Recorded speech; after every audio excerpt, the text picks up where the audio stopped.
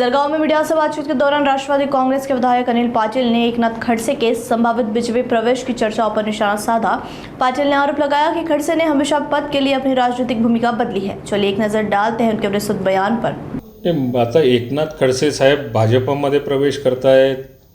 ह्या अनेक दिवसापासून अनेक वर्षापासून गेल्या 4-5 वर्षापासून कदाचित या चर्चा मी वारंवार ऐकतोय।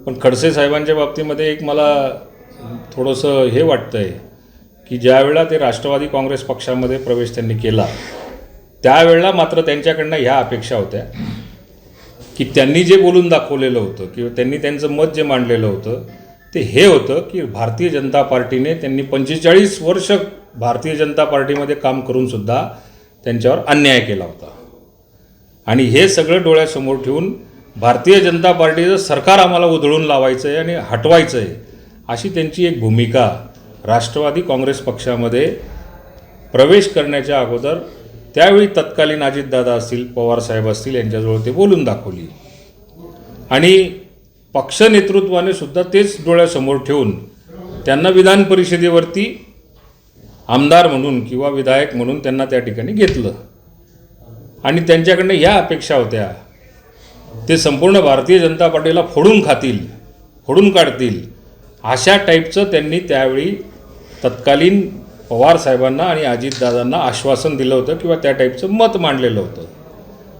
पण जसं त्यांना विधानसभेमध्ये विधान परिषदेमध्ये संधी मिळाली राष्ट्रवादी काँग्रेस पक्षाकडनं त्यावर ते काहीच बोलले नाही। मला असं वाटतं की ते पद मिळवण्यापुरती राष्ट्रवादी काँग्रेस पक्षात आलेले होते आणि आत्ता पुढे भविष्यामध्ये जे गुलाबराव पाटील साहेबांनी सांगितलं भविष्यामध्ये आपल्या पुढच्या पिढ्यांची काही लाईन लावून घ्यायची असेल म्हणून कदाचित ते भारतीय जनता पार्टीमध्ये परत जाऊ शकतात। म्हणजे त्यांच्या कन्यांची लाईन लावायची असं म्हणायचं आहे? नाही, त्यांच्या कन्याची ते आता नातवंडांपर्यंत लाईन लावून घ्यायची आहे असं माझं मत आहे। ज्यावेळेस त्यांची कोणती पक्ष नव्हतं ज्यावेळेस राष्ट्रवादीने त्यांना मदत केली मात्र आता राष्ट्रवादी सोडून ते भाजपकडे झाले।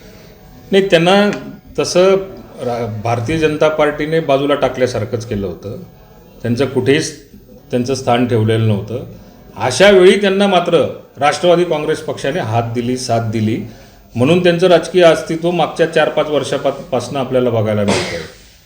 पण जर का राष्ट्रवादी काँग्रेस पार्टी त्यांच्या पाठीशी उभी राहिली नसती अजितदादा जर का त्यांच्या पाठीशी उभे राहिले नसते तर ते कदाचित आमदार झाले नसते आणि आमदार झाले नसते तर मात्र त्यांचं राजकीय अस्तित्व हे त्याच काळात संपलेलं असतं।